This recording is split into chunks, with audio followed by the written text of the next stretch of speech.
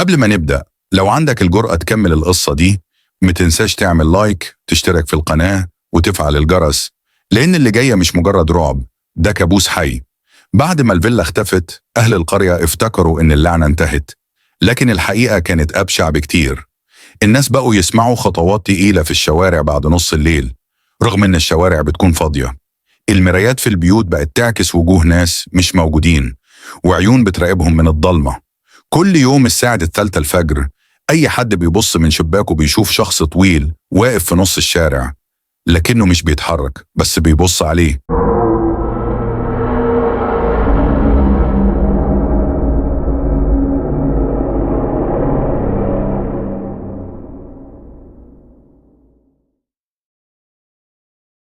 في ليلة مظلمة، واحد من شباب القرية اسمه سيف جاله اتصال من رقم مجهول. المتصل: سيف، بص وراك. سيف لف بسرعة، لكن مفيش حد. الدنيا كانت هادية إلا من صوت تنفس تقيل ورا ظهره. أنا براقبك. الهوا بقى بارد بشكل غريب، وسيف حط إيده على رقبته.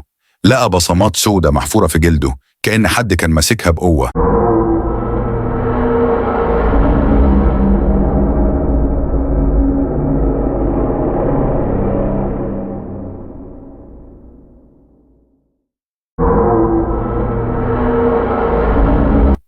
سيف جري على بيت صاحبه أدهم، لكن لما دخل لقى البيت فاضي.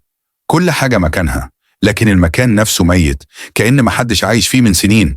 دخل أوضة أدهم، لقى المراية متغطية بقماش أسود، لكنه شاف حاجة مكتوبة بالدم على الحيطة: ما تبصش في المراية، العيون هتشوفك. سيف حاول يخرج، لكن الباب كان مقفول لوحده. فجأة نور الأوضة بدأ يضعف.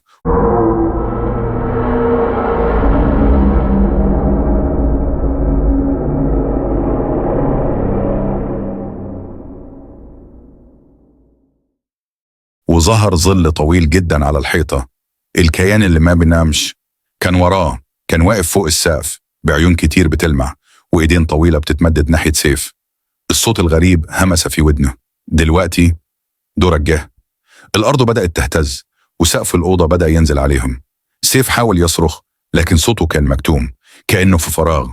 وفجأة الأوضة كلها تحولت لضلمة مطلقة، وظهر ماجد وشريف ونورة، لكنهم كانوا مشوهين. وشوشهم كانت مقلوبة، وعينيهم مخلوعة، لكنهم كانوا بيتحركوا وبيقربوا منه، وهم بيقولوا بصوت متداخل: انت واحد منا دلوقتي. في اللحظة دي سيف وقع على الأرض، وبدأ يحس ببرد رهيب بيزحف على جسمه، كأن الدم بيخرج من عروقه. وفجأة المكان كله اختفى.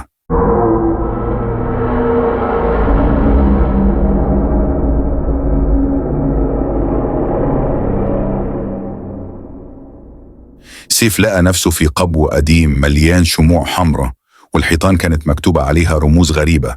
كان في باب خشب قديم قدامه، وكان مكتوب عليه: ممنوع الفتح إلا لو كنت مستعد للموت. سيف كان حاسس إنه في حلم، لكن لما مد إيده للمفتاح حس بإيدين باردة تمسكه من رجله وتجره للظلام. سيف حاول يقاوم، لكنه لقى نفسه مربوط في كرسي، وفي كائن طويل واقف قدامه. الكيان بصله وقال بصوت مش بشري: كل اللي قبلك فشلوا، هل هتكون مختلف؟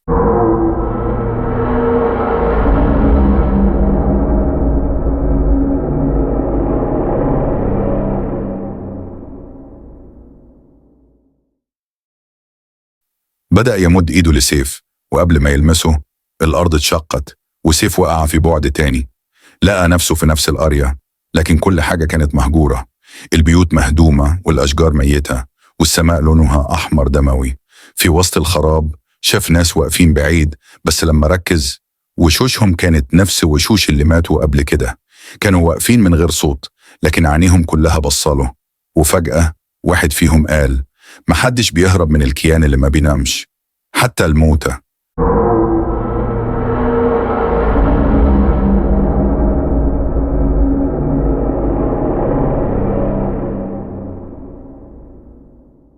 في الصبح أهل القرية لقوا بيت أدهم محروق بالكامل، لكن لما الشرطة فتشت المكان ما لقوش أي أثر لسيف.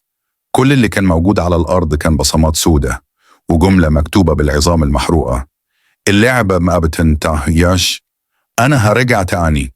لو القصة دي خفتك، متنساش تعمل لايك، تشترك في القناة، وتفعل الجرس، لأن الرعب الحقيقي لسه مبدأش.